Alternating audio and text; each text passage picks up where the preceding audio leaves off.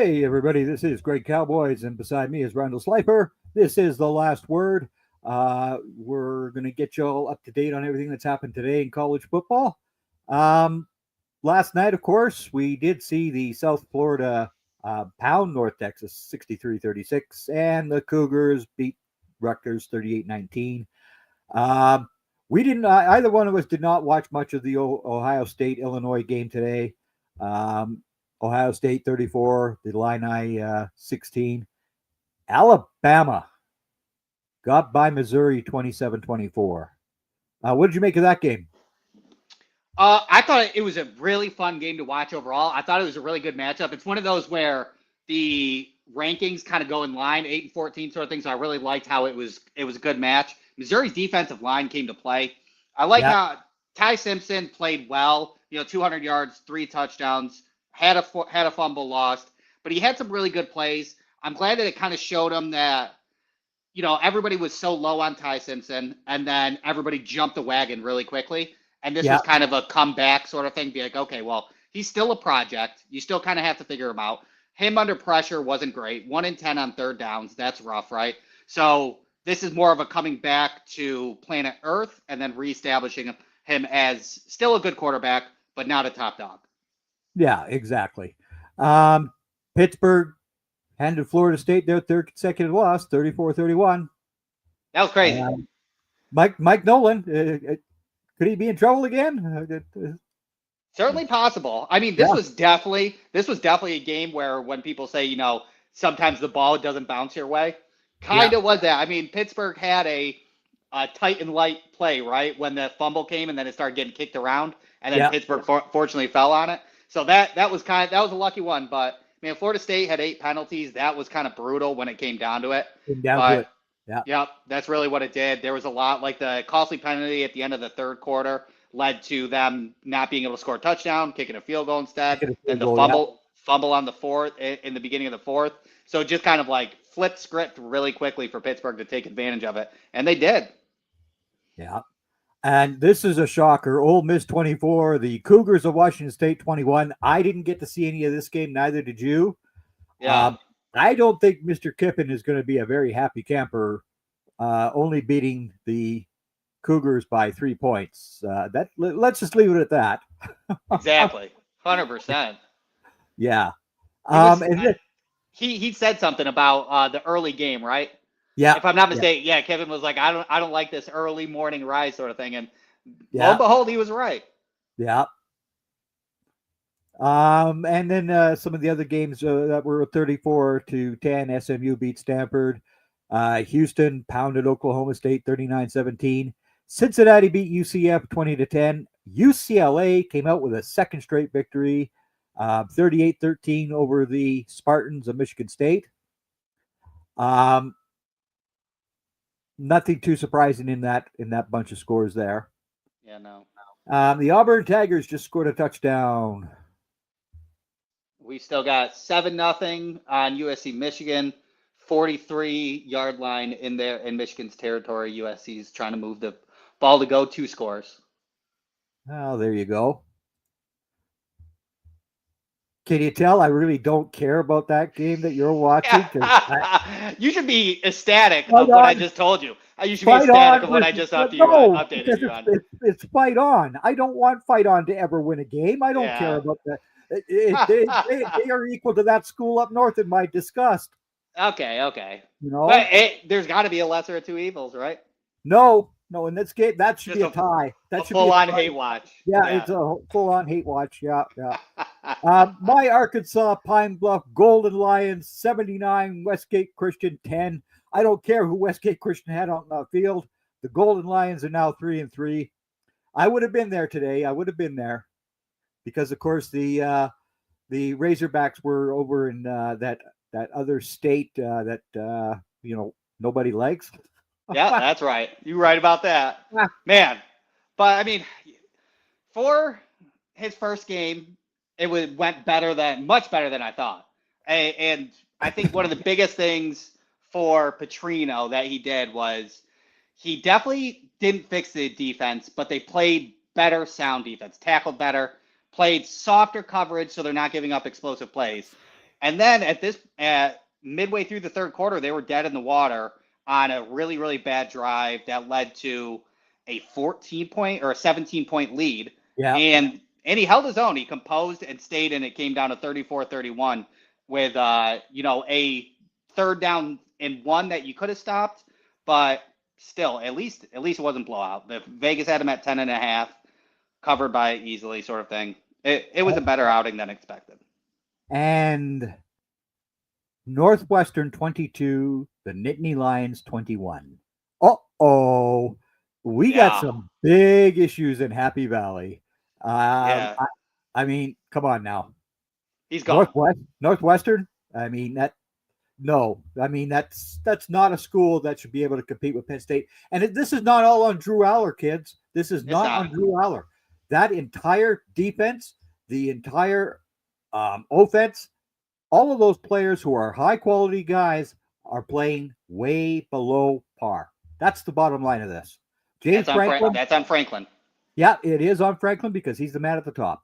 Yep, exactly. If you can't get your team to play, you can't. I mean, it is. It's crazy. Like, I mean, I don't want to talk much about Alar because, unfortunately he had a season-ending injury on it. But, I mean, the very first play came down to a punt that was fumbled. Penn State got that ball, and then Alar threw that interception in the red zone when you really got to take care of the ball in that point. Like, that is so critical to take care of ball at that point. And then even Penn State got one back on a punt return. And then they didn't really – then they start capitalizing. The run game was there. It was just sloppy football that you can't even take a win out of Northwestern. That's on Franklin. Yep. Georgia Tech beat Virginia Tech 35-20 as well. And then we have the two O schools that were both ranked in the top 10. Not any longer. The Texas defense and a great punt return led the Longhorns to a 23-6 victory over the Sooners. The Indiana Hoosiers go out to Eugene and smack Oregon 30-20. You can't tell me that the Oregon Ducks were ready to face the Indiana Hoosiers today, because that Hoosiers team was on fire from the get-go. Yes, the Oregon Ducks had that one big pass in the first quarter. After that, they were in trouble. Yeah, I agree. Malik Benson's so fast too. So like when you saw that 44-yard touchdown by Malik Benson, you think that, okay, keep doing it. I feel almost like, and correct me if I'm wrong, is that Oregon had too much moxie to where they're like, we're here, we'll get it done. Nobody panic, we'll get it done. And then everybody started panicking when there was 7 minutes left in the fourth quarter. We're like, okay, well now you got to start going, sort of thing. They played too conservatively. They thought that eventually they would take over. Dante Moore was under the gun the whole game. Yeah, he was. Indiana D was insane. 3 for 14 on third downs. Yeah. 2 interceptions for Moore. That last one was a deflating one. Looked like they were kind of like he wasn't all there, sort of thing. But I don't think Lanning did them many favors in the conservative ball that they played, and Indiana was just salivating at the opportunity of their offensive scheme. Yeah. The Nebraska Cornhuskers beat Maryland 34-31. Colorado took down Iowa State 24-17. Crazy upset. That is a crazy upset. Iowa State they just did not play very well today. My Fighting Irish pounded North Carolina State 36-7. Although it was close for a little bit. It was close for a little bit. I didn't get to see that game because, of course, we can't get Peacock up here. Really? Peacock it's restricted by the CRTC, right? So. Oh, okay. Wow. Our version of the FCC has Peacock restricted up here, so I don't get Peacock. But it's just one less thing that I have to pay for. Yeah, halftime it was close, but then they ran with it in the second half, so good for them. Yeah. Wake Forest pounded Oregon State 39-14. Brock UNLV Running Rebels 51, the Air Force 48. And my Navy midshipmen almost lost to Temple 32-31, 2 days before the 250th birthday of the United States Navy. Yeah. And they almost got beat in Philadelphia, where the Navy was founded, by the Continental Congress and all that good sort of stuff. Yeah. No, that the Navy did come through. They came through. So yeah, that was those were the games today. It was very interesting.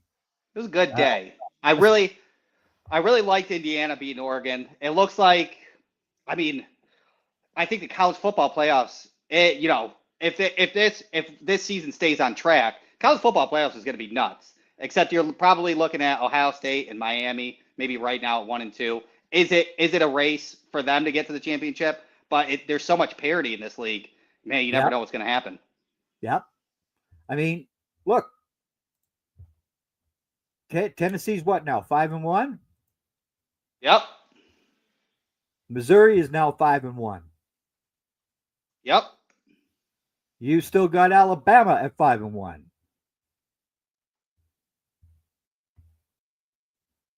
Oklahoma's 5-1. Yep. The SEC is just bizarre. Super. Yeah.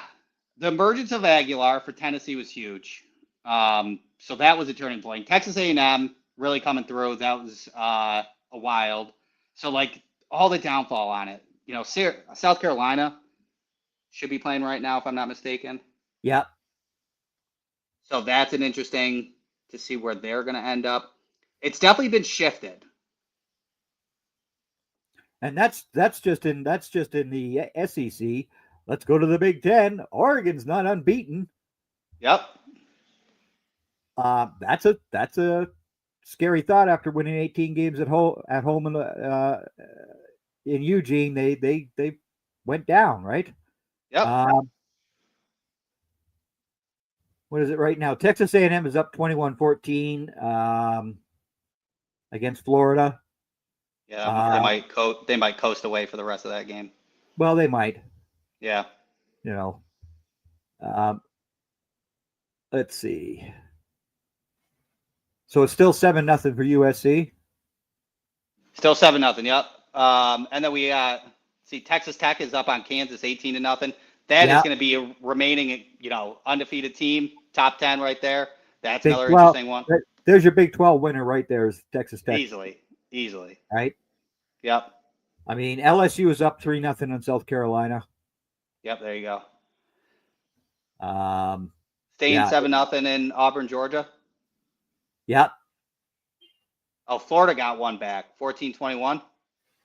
Yep, 21-14. Yep.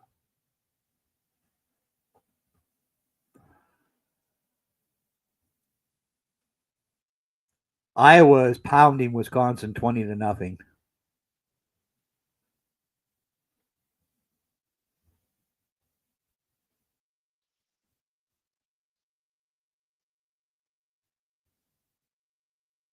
Yeah, that was it's been a very interesting day in football. It has. Great day. Did you think Mr. Venables should have taken Mateer out of that game? I don't know if it would have solved the problem because by that time he already thrown 2 interceptions and it was kind of like Texas was kind of cruising. They were playing such sound football when it came down to it. Their Texas offensive line was probably the highlight for Texas because they only let Arch Manning get sacked once throughout the whole entire game. That's new for him. So I think Texas, it probably might have been maybe a touchdown difference out of that, but I think Texas was rolling in itself. Yeah, well. But it was maybe a bad decision to make Mateer come back in the Red River rivalry, to be honest with you. Yeah. And Arch Manning was 21 of 27 today, but he only threw for 166 yards. I mean, that's just right. Again, had some good throws. Yeah. Had some good throws though. Yeah. Yeah. I mean, Wisner ran for 94 yards. And caught 5 balls for like 46 yards receiving. So, I mean, that's really good. It was really good safe haven for Arch there. But yeah, I mean, Mateer's interceptions were bad. Like, They were awful. They were bad. Like wrong spot and slinging it sort of thing. Like out Yeah. of like throwing it, bad decision combined with wrong spot and like way wrong spot. Yards Yeah. off where he should throw it. So Dante Moore struggled today against the Indiana Hoosiers. I think that Signetti was right after the game. The Indiana Hoosiers defense isn't talked about enough. That is a top 10 defense. Absolutely. They And they shut down Dante Moore. yeah, and a lot of the time they compressed the pocket so well that Yep. Dante Moore was pressured back there as well, and that's what led to two of those. Well, the first interception The first was interception afraid was all of that all pressure. Yeah. Yep. Yep. And what do I always say? Pressures mean more to me than a sack ever will. Ever. Correct pressures. Because quarterback sorry. pressures lead to a quarterback making a mistake, just like you saw with Dante Moore doing it. 100% agree. I do think that the term pressure is a little vastly used. I think that maybe it should be like play changing pressures for me because sometimes, like you could get a pressure coming off the edge on a wide receiver screen, but that pressure doesn't matter, right? So it was always like, okay, I kept explaining to Dallas Cowboys fans that DeMarcus Lawrence is a very good defensive lineman. Why? Because he caused pressure on quarterbacks. Do you see how many of those interceptions that Trayvon Diggs had that year when he had 11 came from pressures because of DeMarcus Lawrence? 6 of them. Exactly. 6 of them. Yep. And the same thing applied when Bland was getting the pick sixes. Right. 4 of those pick sixes were caused by DeMarcus Lawrence pressuring a quarterback. Exactly. That's the key. Yep. So the Auburn Tigers, boy, that crowd down there is a loud crowd. They do not hesitate to make some noise down in Auburn. Most definitely. And Michigan, they got the football back. Michigan's cruise, except for that TFL. Michigan was cruising into the first down. USC got a very nice TFL for second down and 13 at the 42-yard line in USC territory. At 36-yard line.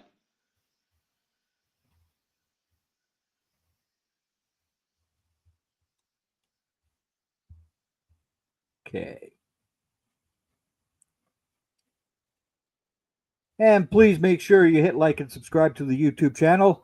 That's how us small guys survive, is getting likes and subscriptions. So please do that. Again, we'll go over the scores that started earlier here. South Florida beat North Texas 63-36 last night. Washington pounded Rutgers 38-19. Ohio State beat the Fighting Illini 34-16. I understand it was all defense in the first half that was doing the job for the Buckeyes. What do you expect? Right. That the defense is surreal. That they are. Alabama 27-24 over Missouri. Pittsburgh beat Florida State 34-31, and Ole Miss survives the Washington State Cougars 24-21. I really got to get my eyeballs. Me too. What happened in that game? Because Lane Kiffin must just be he must be a very unhappy man tonight. Boy, wow. SMU beat Stanford 34-10. Houston pounded the Oklahoma State 39-17. Cincinnati beat UCF 20-10, and UCLA, the Bruins, came out with their second straight win, 38-17 over the Spartans of Michigan State. That Washington Rutgers game was actually pretty interesting to start last night. I ended up Rutgers had a great game plan in the first half. They blew through Washington's O-line, played really sound defensive line game for the first half, shut down Jonah Coleman. Basically, they played, hey, take Jonah Coleman out of it and you do the rest sort of thing. You do the rest. And Demont Williams did. I mean, he ran for 134 yards. He was a boss in the second half. It was impressive to watch. Yeah. And of course, the Nittany Lions go down to defeat again, 22-21. That was just a horrifying thing to see. Yeah, I mean, even just because obviously we can't really recap the Washington State Ole Miss game, but just off team stats, like looking at it, it was dead even. It's Yeah. crazy. There- Dead There's, even. there's nothing between those two teams except for the field goal. That was it. Yeah, it's crazy. Like same So, amount of penalties, almost the yeah, same amount of yards, similar time of possession. Um, Ole Miss had better third down efficiency, but other than that, then yards per play, same, similar rushing, crazy, awesome. Good. just totally Mad I bizarre. didn't watch it. Yeah. Totally bizarre. Let's take a couple of quick commercials here. In 2006, we founded Yeti Coolers with a simple mission: build the cooler we use every day if it existed. One that was built for the serious outdoor enthusiasts rather than for mass discount retailers. One that could take the abuse we knew we'd put it through, out in the field and on the water. One that simply wouldn't break. We decided early on that production innovation would come from necessity and first-hand experience, not from market research and data analysis. Today, Yeti products perform when it matters most. Whether that be an excursion into the remote Alaskan wilderness, chasing redfish on the Gulf Coast, or just getting together with friends in the backyard, we make gear that helps you stay out longer, travel farther, and live harder. Hashtag built for the wild. Enjoy 40% off site-wide. Vitable takes the guesswork out of feeling good. Get your own personalized daily vitamin pack safely delivered to your doorstep every month. Take their online quiz to find out which vitamins and minerals can support your personal needs based on your own diet and lifestyle.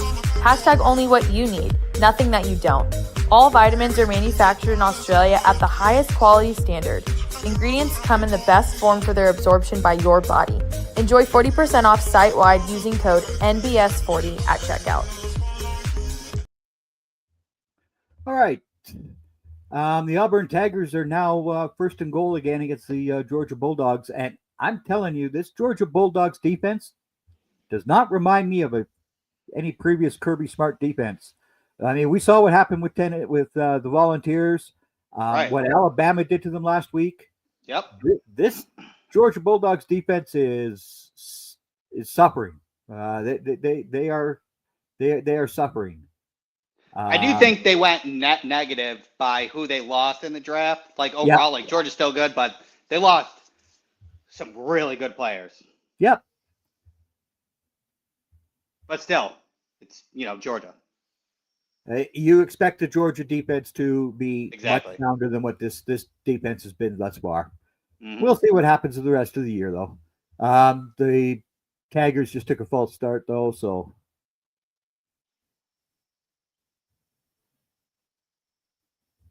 Yeah, the left tackle really left early. Yeah. And he was pulling. Yeah. So. All right. Well, Michigan had to punt. Now USC is at the 10, 1st and 10. Michigan definitely getting stoned in the run game. Justice Haynes is getting hit in the backfield a decent amount. Not letting Bryce throw enough. So we'll see how they adapt in the second quarter and then definitely in the second half. And Auburn just picked up the first down like it was nothing against the Bulldogs. They just picked it up in just a heartbeat. Just bang. Yeah. This is not a Bulldogs defense that I'm used to seeing. Everything's flipped. It's crazy. Yep. This is where you're fighting Irish. Now that's another conversation, right? With losses upon losses happening.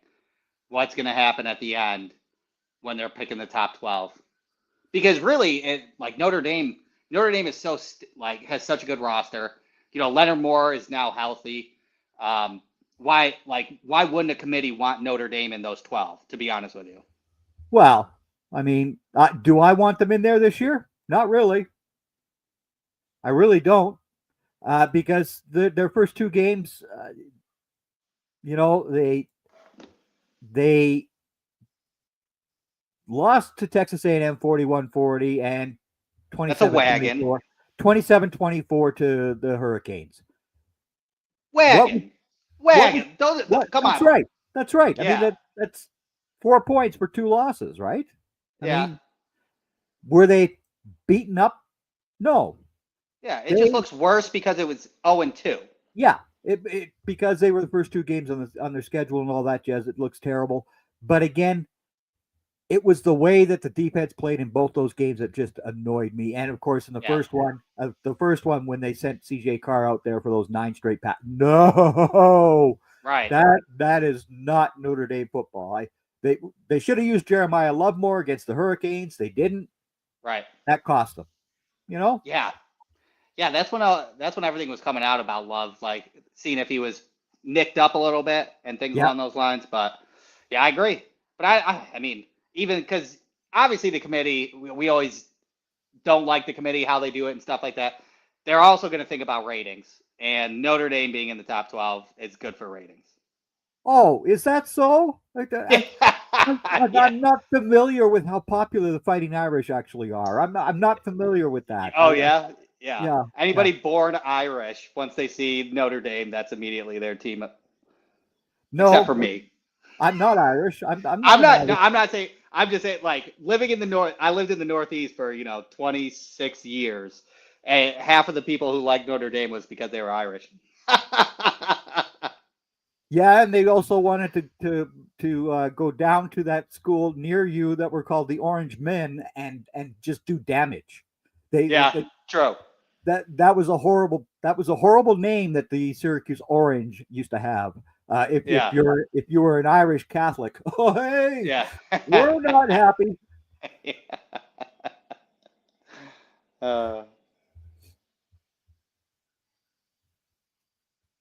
Third and 10, USC. Gonna take a timeout. Running out of clock. Oh man, defensive battle. Two tip passes in that one drive. Impressive for Michigan. So Eli Reardon had 105 yards receiving. 100. Whoops. No. Where was Reardon? Well, Will Pauling had a huge day as well. Let's see. There it is. Whoops.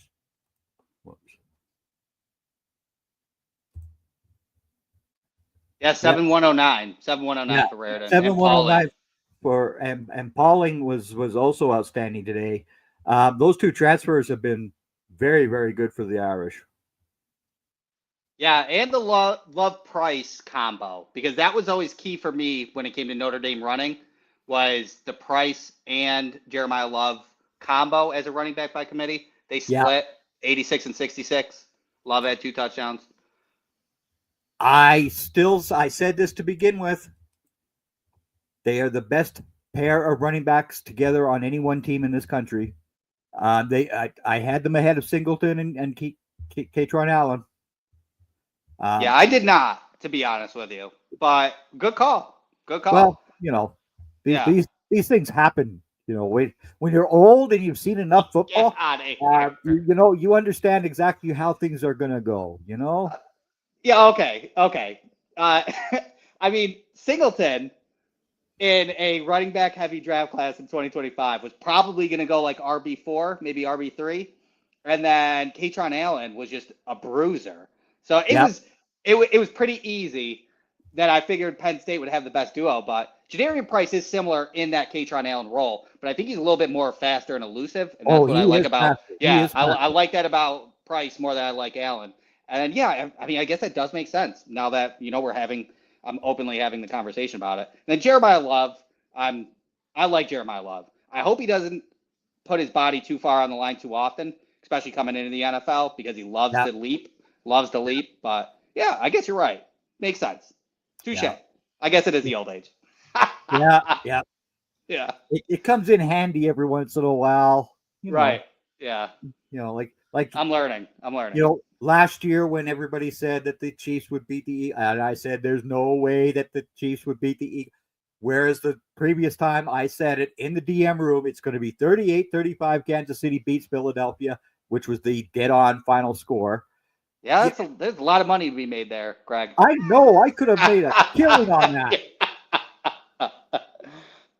Man, Exactos are like plus 15,000, plus 20,000. I should have put some money on that, but of course I don't gamble that way, so I just don't. Yeah, I don't either. But I'm a low risk, high reward guy if I do anything. Yeah. Well, it's now 10-0 for Auburn, and they've got 13:41 left in the second. USC's about to punt, 4th and 17. And it's still 7-0? 7-0, yep. Stalemate for now. Clemson up 17-3. Good for you, Clemson. Trying to make their resurgence. South Carolina, LSU. Super low scoring, 3-0. Yep. Oh, still just about the end of the first. I thought they were further along there. Texas State up 14-0 on Troy. I like Texas State. Yep. Texas State is a very good team. Let's just see what else we got here. Damn, Cade Klubnik's 12 for 13. Good for you, Cade. You're still not a first-round quarterback. Yeah, I'm not. I didn't say it. Don't go there. We're gonna do the same old cycle as last year with Cade, aren't we? Because he was not good in the first half of the year, and then he turned on the Jets at the second half. If that follows suit, it'll be interesting how NFL teams view him for sure. I because they won't be in the playoffs. No. So at this point, if he turns on the Jets for the final second half, the evaluation will be super weird. Yep. Texas A&M is still only up 21-14.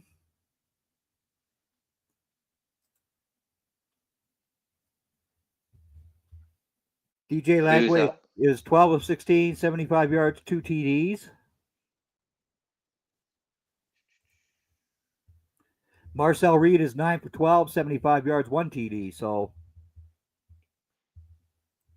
broken coverage on that touchdown. Wide open at the near pylon on that touchdown.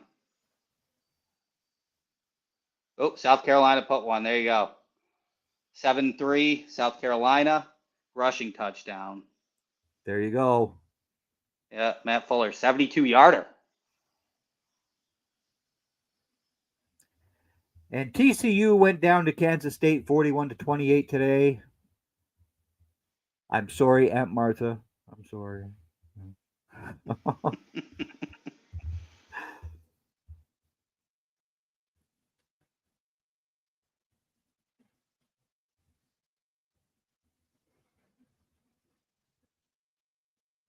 Kansas State's a weird one.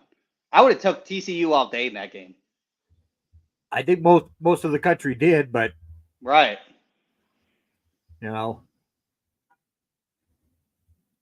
UNLV pulled that out over Air Force, 51-48. Yeah. Which there you go. Yeah. That's why I mentioned it earlier. Yeah. Yeah. Maybe Arkansas can squeeze Dan Mullen out of UNLV. You think? No.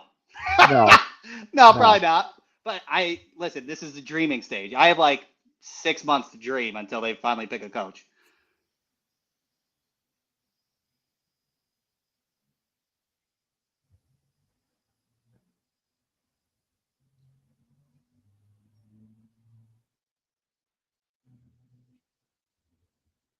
And Georgia's offense is doing nothing. They've just punted again. Not a big Stockton guy. No. There you go. Justin Haynes moved solid 13-yard rush for Haynes for first down, so maybe that'll get the offense pumping. See, again, those two schools. I know, I'm talking in positive because I'm watching the game. I understand that comes off like kind of. You like it, both of those things, aren't you? I'm just looking for action. I'm just looking for action. Oh, okay. All right. Yeah. I don't want to watch a 0-0 game. Hey, 7-7 final is fine by me.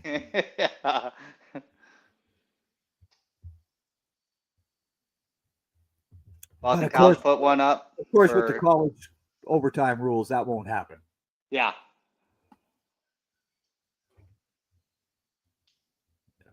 So, who was your star of the day? Let's see. I will give my star, because maybe I'll steal it from you, Elijah Surratt. I'm going to give it to Elijah Surratt. Had 8 catches, 121 yards, 1 touchdown in a big victory against Oregon going into Oregon. Mendoza had a good game. He definitely had a good game. He deserves a lot of flowers. But having that safe haven and Elijah Surratt, especially in that big touchdown after his pick 6, was huge. And Surratt was separating. He was a good safe haven for Mendoza. And me and you both love Elijah Surratt. He's going to be a top dog in the draft. I will say it right now. Elijah Surratt is this year's version of Egbuka. I don't care. He is the most NFL-ready wide receiver in this draft class. Listen to me. Everybody laughed at me when I said Egbuka was going to be the most ready wide receiver last year. Hello. Who is the best wide receiver, rookie wide receiver in the NFL? Egbuka. By gap. By a huge margin. Yeah. Yeah, so see, you proved my point. He does deserve it. So he is my star today. He is both our star of the day. Nice. That's what I'm talking. Was it? We didn't even plan that. I love it. Nice. Yes. So Elijah Surratt, he will be the most NFL ready wide receiver in this draft. You look at all the rest of them; they all have things that they do well, but there's drops, there's missed routes, there's route trees that they don't have that Surratt does have. Exactly what I said was the same story with Egbuka last year. And boom, hello. Yep. Somebody in the chat, which got me all jazzed up, was compared him a little bit to Michael Thomas. And I was like, that's a little good. Like, I see it. And then Elijah Surratt can get a little bit tougher in the NFL to play like Michael Thomas. Kind of can see it, though. Oh, yeah. Yep. Yeah. Which is exciting. Oh, it definitely is. Yeah. So George Pickens leaves. Never mind. What? If George Pickens does leave Dallas at free agency, there you go. Yeah. Perfect, Elijah right? Surratt, that's the guy. That's the only guy we need to talk about. Yeah, and you never know when it comes to George Pickens how those talks are going to go for him when he's a free agent, sort of thing. Like I'm rooting for you guys to extend him, because when it comes down to it, I think he's a perfect piece for Dak. Perfect piece for Dak. Oh, yeah. And perfect piece with CD. So it just makes sense. If you want to watch good football, George Pickens on Cowboys makes sense. But, he can be a little erratic at times. I wonder how those conversations are going to go, right? He has not been erratic at all ever since. True. You're right. Since he came to Dallas, he has been a completely different guy. Good point. He is no longer. I don't know what happened in Pittsburgh. I know he had some attitude coming out of college. Right. But again, Pittsburgh has the tendency to destroy wide receivers. Antonio Brown and all those other guys that left their lunch pails left their head. Yeah. Right. Oh yeah. Right. But you bring up a really good point, because if you saw Baker Mayfield's press conference when he was talking about how he grew through where he is now, and he was like, I definitely grew. Like, he always talked about how when he became a dad, it changed his life and stuff like that, which is incredible. But it's that running football thing where if you're losing and you give attitude, then you're an ass. If you're winning and you give attitude, then it's moxie. So it's moxie. So if George Pickens said anything obscure right now, everybody would be like, "Nah, he's just a dog." Yep. Yeah. So, in terms of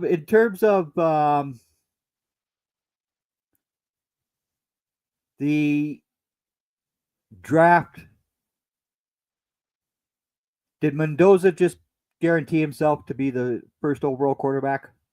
Yes, I think so. Right now, I think again, I think he supplanted him right there, and I really do think it was that he threw that pick 6. It was a bad pick 6. That thing lofted in the air, and he came right back and just went clean, poised, came back and scored that touchdown. And then Oregon didn't really have much of a chance after that, which is impressive when it comes to, the rule of, is momentum real, right? Yeah. Like, Mendoza shut that down, and that's impressive. That's what an NFL quarterback does.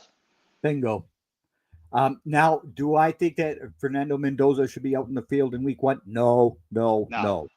Yeah. But should he be the first quarterback taken in this draft? I say yes. For sure. We'll see what happens though. We'll see what happens, right? Yep. You know.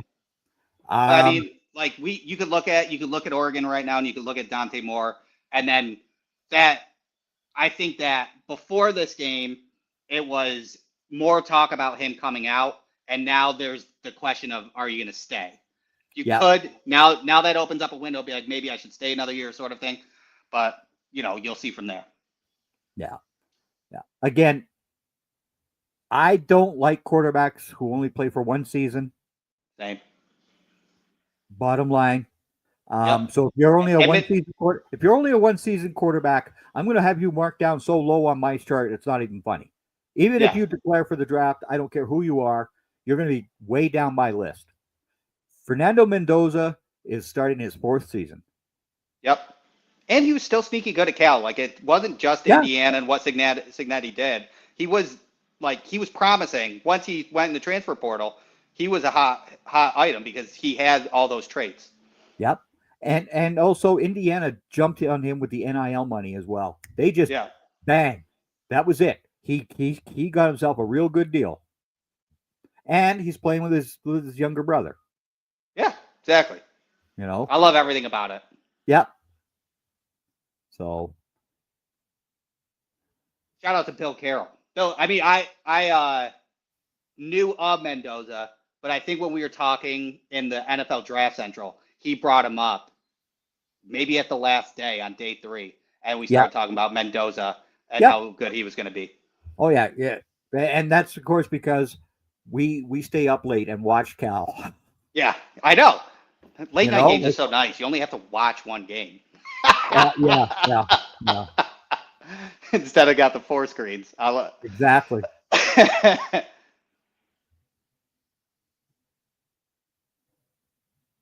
Oh. The Auburn quarterback almost tossed a pick.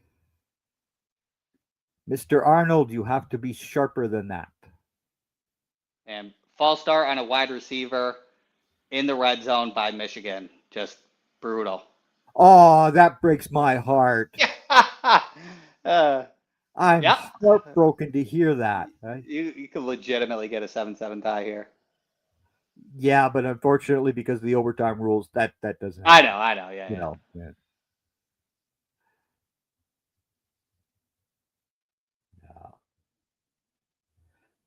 So what was more interesting to you? Was it the way that Texas defense woke up today, or was it the Hoosiers? What team impressed you the most? Definitely the Hoosiers, but I'm going to take out the Hoosiers because that was impressive especially because it was in Oregon. Yeah. So I think that was a big thing. Other than that,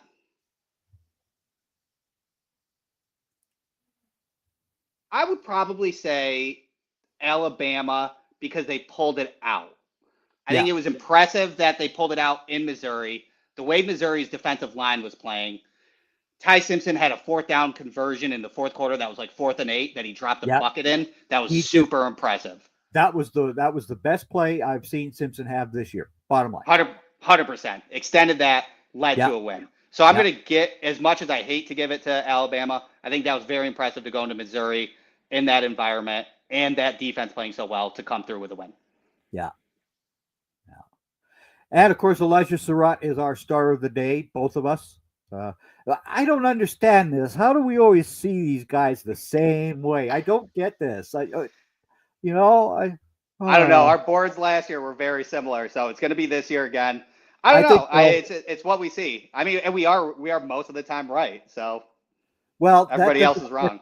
That doesn't hurt our feelings now, does it? Exactly. But again, everybody sees things differently than what you and I. Oh yeah. Right? For sure. Yeah. That's the fun part of doing the drafting is seeing your guys get taken when other guys have them much lower than you do, and you see that guy go right where you figured he should. That's the fun part. That is the fun part. Who's the smartest in the room. I do love that. I think that we combine, probably when it comes into wide receiver, if I had to pick one thing that we are similar with when it comes to wide receivers, is we probably marry the floor and the ceiling correctly. Because I think wide receivers, when it comes to analyzing wide receivers, a lot of people shoot for the ceiling. Oh, This is where you can get out of them, right? But to establish the floor is where you really get into the wide receiver as a rookie. And if you can contribute in your rookie wide receiver, target share goes up, you learn as you go, and you consistently go. Except for Emeka Egbuka. We just knew he was NFL ready, and he just went right out the gate. Just boom. Just right out the gate. Yeah. And everybody was talking about that Heisman Award winning guy last year. And what are you talking about? He is not going to be as NFL ready because of the conference he was playing in. Exactly. He did not face NFL type defenses in the Big 12. I'm sorry. Guess what? Mr. Egbuka was facing NFL type defenses in the Big 10. Right. And you even see that. Like Travis Hunter had his plays are acrobatic for wide receiver right now in the NFL. Like it's either a good catch and run or it's I can jump higher than you at the moment. And that's the bottom line. Which is fine. Which is fine at the moment. But yeah, that's exactly it.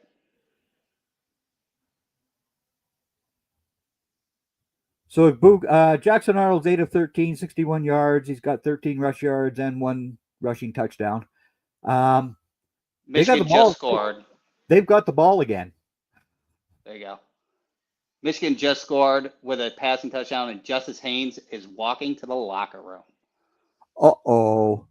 Yeah. Now, see, I may not like that school up north, but when I do judge players, I'm honest about it. As you're well aware, yes. What did I say last year? Mason Graham and those guys were spectacular. Will Johnson was a spectacular player. Yes, I don't judge the helmet. Right. But Justice Haynes, oh boy, that's a huge loss for the Wolverines.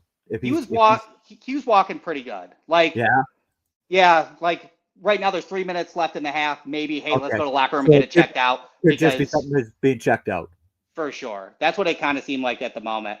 But you're right. I mean, man, Will Johnson might be top 3 rookie cornerback right now in the top 3 rookie cornerback in the NFL right now.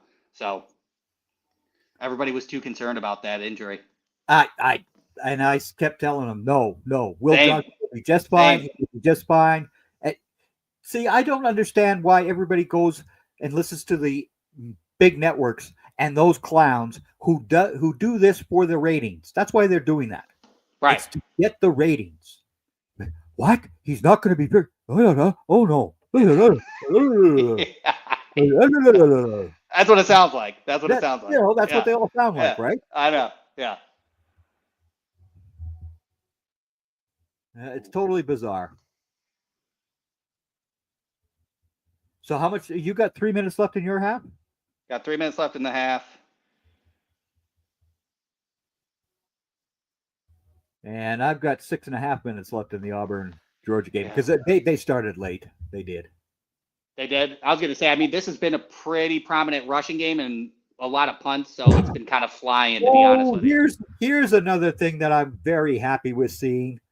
The running game is back in college football. I don't care. I did not like RPOs and the spread offense because guess what? It doesn't work in the NFL. Yep. It's finally college football and NFL are marrying that to where if you constantly sit in the shotgun, it's not going to work. It gets too predictable. And that's what's happening. And now you have to go under center, which involves running the ball. And running backs are the most underappreciated position, and they deserve their flowers, and I love watching running backs. I don't care. Safeties. I'll give you safeties on defense. Thank you. Thank you. They're underappreciated. That's right. That's right. Even though Tiananmen today got run over by Hemby, what the heck was he supposed to do? He was the only guy there. Yeah.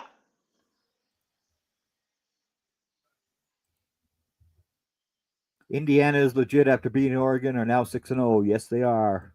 Yes, sir. Absolutely right.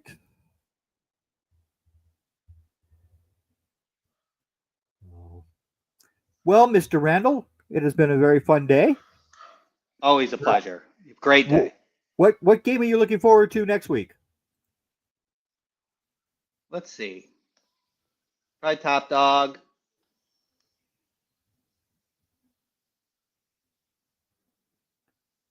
Oklahoma, South Carolina, they're going to have to pull that out for sure. Oklahoma to kind of stay in that range, especially maybe if South Carolina, see what this South Carolina LSU ends up. Same with LSU. LSU Vanderbilt's interesting.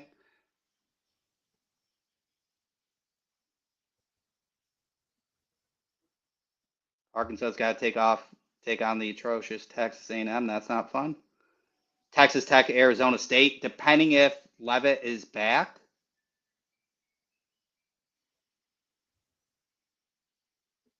Ole Miss plays Georgia next week. There you go. Tennessee, Bama. That'll be a good one. And Tennessee, Bama. Yep. Ooh, you guys got USC. That should be an interesting one as well. No, that won't be very interesting. George will not be a happy man because the Fighting Irish are just going to pound the daylights out of the Trojans. I'm sorry. It's probably right. Probably right. Yeah. See, they have to come out to South Bend this year. Oh, darn. True. You know. Yeah. Yeah, Ole Miss, Georgia. That's a good 2:30 game. Love that. Yeah. And then follow up with hopefully Leavitt's back for Texas Tech, Arizona. I think that's actually a pretty good matchup with Leavitt back in Texas Tech and Arizona State. I'd like to see how that ends up. Yeah. And then Maryland will be out to UCLA. We'll see if the Bruins could come up with their third straight victory. See Penn State sparks with their backup quarterback for tough defense in Iowa. Yeah. I don't, I'm sorry, but James Franklin just got to go. He's got to go. He's got to go. He's out. He has to be. If Brock out. was still on this show, we would still be identical in who gets fired. It'd be Franklin today. Yeah. Yeah, that would be the easy pickings. Easy pickings. Easy pickings. Well, all right, folks. I hope everybody has enjoyed themselves here on The Last Word. We will be back at 8 p.m. Eastern Time next Saturday as well. And remember here, the two Indiana Hoosiers, Fernando Mendoza and Elijah Surratt, are the best players in their positions for this draft as of today.